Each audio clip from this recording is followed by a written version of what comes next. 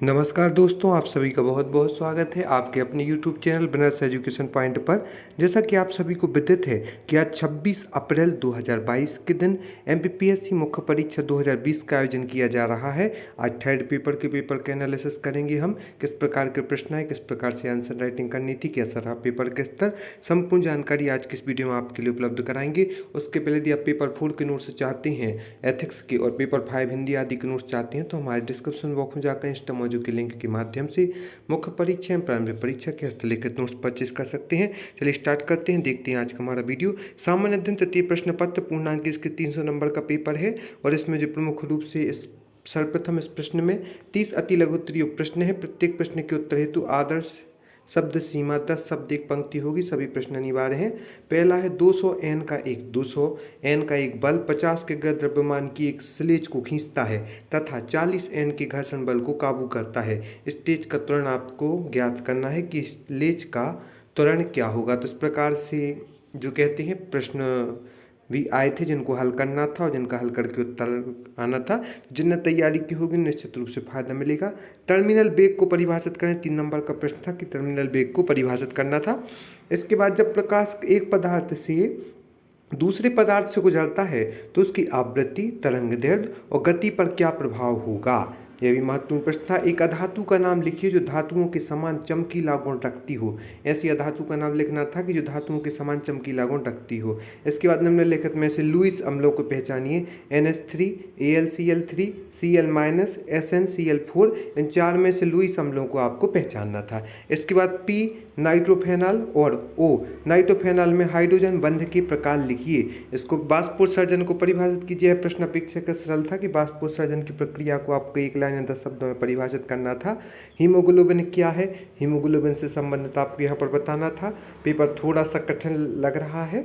वसा में घुलनशील एवं जल में घुलनशील विटामिन के नाम बताइए। सबसे पहले आपको वसा में घुलनशील और दूसरे नंबर पर आपको जल में घुलनशील विटामिन के नाम बताने थे कि कौन से विटामिन वसा में घुलनशील होते हैं, कौन से जल में घुलनशील होते हैं। कंपाइलर को परिभाषित करें। कंपाइलर को परिभाषित करने के बाद आपको बताना था ब्लॉक क्या है। ब्लॉक के बाद ई गवर्नेंस के विभिन्न चरणों को सूचीबद्ध कीजिए। ई गवर्नेंस के जो विभिन्न चरण हैं उनको सूचीबद्ध भी पूछा गया है। निम्न समीकरण में प्रश्नवाचक चिन्ह किस मान द्वारा प्रतिस्थापित होगा। जो प्रश्न चिन्ह यहाँ पर दिया गया है कि 4 सही 1/2 प्लस 3 सही 1/2 प्लस क्वेश्चन मार्क प्लस 2 सही 1/2 बराबर 13 सही 2/5। तो इसमें क्वेश्चन मार्क के स्थान पर कौन सा मान आएगा, यह भी न्यूमेरिकल था, इसको आपको हल करना था। न्यूमेरिकल प्रश्न भी पूछे गए हैं 3-3 नंबर के।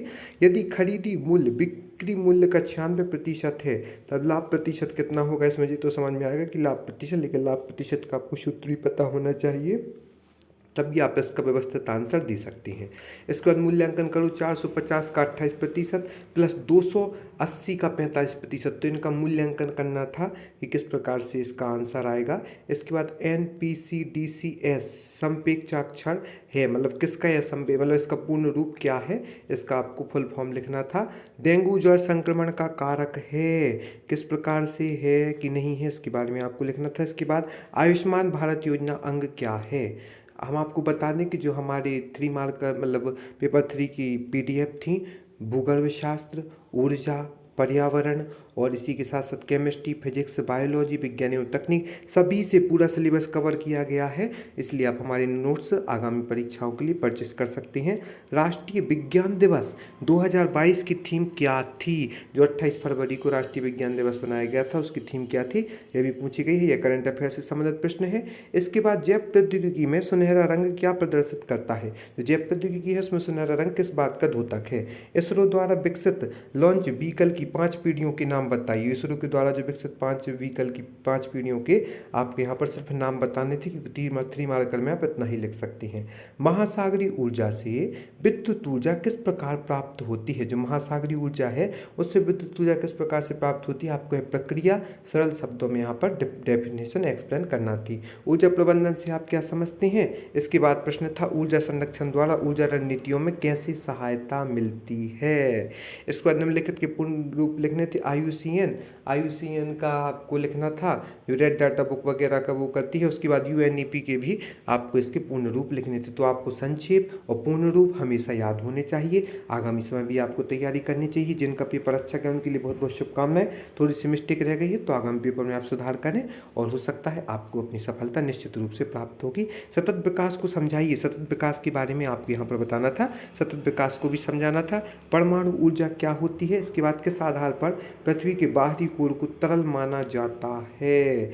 इसके बाद आर्कोज क्या है, आर्कोज के बाद में जो है आपका प्रश्न है अयस्क। अयस्क क्या है, अयस्क। इसके बाद जो लघु उत्तरीय प्रश्न है, प्रत्येक प्रश्न के उत्तर हेतु आदर्श शब्द सीमा 50 शब्द, 5 से 6 पंक्तियां होंगी। सभी प्रश्न अनिवार्य हैं, प्रत्येक प्रश्न 5 अंकों के होंगे।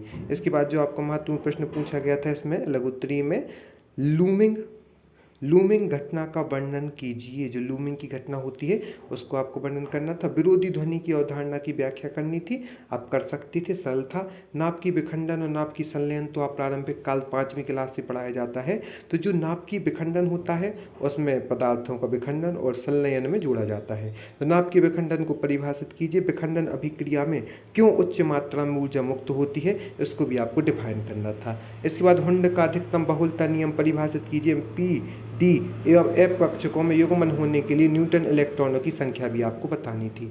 एड्स पर संक्षिप्त टिप्पणी लिखनी थी, किस विषाणु के कारण होता है, क्या क्या इसके कारण है, क्या क्या सावधानियां रखनी चाहिए, यह भी पूछा जाता है। समसूत्री कोशिका विभाजन की विभिन्न अवस्थाओं पर टिप्पणी लिखी। जो समसूत्री कोशिका विभाजन होती है उसकी जो जो विभिन्न अवस्थाएं होती हैं उन पर आपको टिप्पणी लिखनी थी। प्रथम पीढ़ी के कंप्यूटरों का वर्णन कीजिए। प्रथम पीढ़ी के जो कंप्यूटर होते हैं उनका वर्णन करना था। सोशल मीडिया क्या है, इसका क्या महत्व है, इससे कोई दो उपयुक्त उदाहरण दीजिए। सोशल मीडिया आज हमारे जीवन में का प्रमुख अंग बन गया है, तो इसके बारे में आपको महत्व बताने थे, मैं इसके 2 उपयुक्त उदाहरण बताने थे।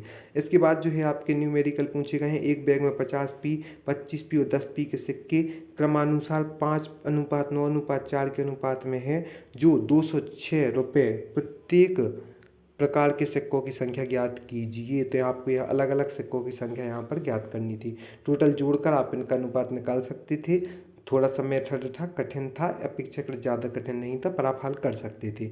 एक पुस्तक को 10% लाभ के साथ 27.50 रुपये में बेचा गया था। यदि इसे 25.75 रुपये में बेचा गया था तो लाभ या हानि का प्रतिशत क्या होगा, यह आपको यहाँ पर बताना था। गणित से महत्वपूर्ण प्रश्न आए हैं जो कि जिनने भी तैयारी की होगी उनके लिए निश्चित रूप से फायदा मिला होगा। कम से कम यहाँ पर 20 से 25 नंबर का गणित से पूछा गया है। संक्रामक रोग से क्या तात्पर्य है, व्याधि क्षमत्व, रोग क्षमत्व कितने प्रकार का होता है। कृत्रिम बुद्धिमत्ता AI के उपयोग में आप नरम, सॉफ्ट और दृढ़ हार्ड कृत्रिम बुद्धिमत्ता से क्या समझते हैं। राष्ट्रीय बाल स्वास्थ्य कार्यक्रम क्या है, इसके मूल उद्देश्यों पर भी आपको प्रकाश डालना था। 5 मार्कर का प्रमुख प्रश्न था। राष्ट्रीय सुदूर संवेदी केंद्र हैदराबाद द्वारा किए जा रहे कार्यों का संक्षिप्त विवरण दीजिए। यहाँ पर आपको उनका संक्षिप्त विवरण देना था। सौर सेल किस सिद्धांत पर कार्य करता है, आपको इस सिद्धांत का नाम भी बताना था और उसको थोड़ा सा एक्सप्लेन भी करना था कि सौर सेल किस प्रकार से उसकी प्रक्रिया है, सिद्धांत कार्य करता है। पारंपरिक और गैर पारंपरिक ऊर्जा स्रोतों में अंतर बताइए। तो जो पारंपरिक और गैर पारंपरिक ऊर्जा स्रोत हैं उनमें प्रमुख अंतर क्या होते हैं। आप प्रारंभिक काल से ही इनके बारे में अध्ययन करते आ रहे हैं, इनको देखते आ रहे हैं कि कौन सी ऊर्जा के पारंपरिक स्रोत हैं, कौन से गैर पारंपरिक ऊर्जा के स्रोत हैं। प्रकाश रासायनिक स्मॉग का संक्षिप्त वर्णन कीजिए। पारिस्थितिक तंत्र सेवाओं तथा उनके मूल्यांकन पर संक्षिप्त में टिप्पणी लिखिए। अपक्षय और अपरदन में क्या अंतर है। अपरदन जो हम जानते हैं कि मृदा का अपरदन भी होता है, अपक्षय भी होता है, तो इसमें क्या अंतर है वह आपको बताना था। और खनिज शब्द की सरल शब्दों में आपको परिभाषा यहाँ पर एक्सप्लेन करनी थी। इसके बाद में यहाँ की जो दीर्घ उत्तरीय प्रश्न है वह 11 नंबर के हिसाब से हैं और आपको 200 शब्द सीमा है और इसमें जो है इस बार अथवा नहीं दिए गए थे, तो आपको अपने हिसाब से हल करना था। लोह चुंबकीय, अनुचुंबकीय तथा प्रतिचुंबकीय पदार्थों के गुणों की विस्तार से तुलना करें। 200 शब्द थे, पर्याप्त शब्द थे, आप इनकी विस्तृत कर सकते थे, बेसिक चीज़ थी।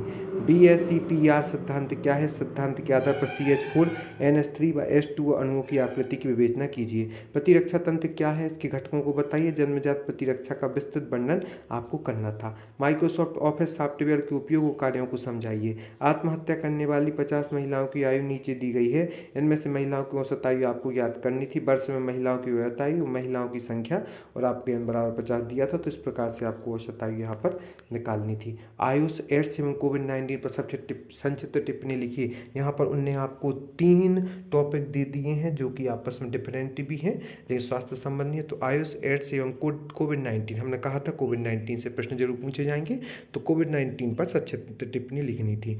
मृदा निर्माण को प्रभावित करने वाले कारकों का वर्णन कीजिए। कौन कौन से ऐसे कारक हैं जो मृदा निर्माण को प्रभावित करती हैं। जैव विविधता के प्रमुख खतरों का विस्तृत वर्णन कीजिए, तो वह भी आप कर सकते थे व्यवस्थित रूप से। भारतीय अंतरिक्ष कार्यक्रमों की सामाजिक भूमिका का विश्लेषण कीजिए। भारतीय अंतरिक्ष जो कार्यक्रम है उनकी सामाजिक भूमिका का आपको यहाँ पर बताना था। राष्ट्रीय ऊर्जा नीति के सामाजिक एवं राजनीतिक कारकों पर भी चर्चा कीजिए। तो आदि प्रमुख प्रश्न थे। अपेक्षाकृत पेपर कठिन था पर फिर भी मिला जुला असर रहा है, एकदम कठिन नहीं कह सकते, अपेक्षाकृत कठिन कह सकते हैं कि जो 2 पेपर आए थे उसके पश्चात तो पेपर कठिन ही था, फिर भी जिन्होंने तैयारी की है और हमारे नोट्स के माध्यम से तैयारी की, निश्चित रूप से फायदा मिलेगा आगामी परीक्षाओं के लिए। आप सभी के लिए बेस्ट ऑफ लक, और जब भी आपको मार्गदर्शन की आवश्यकता होगी हमारा चैनल हमेशा आपके साथ है। आप सभी को बहुत बहुत धन्यवाद दोस्तों।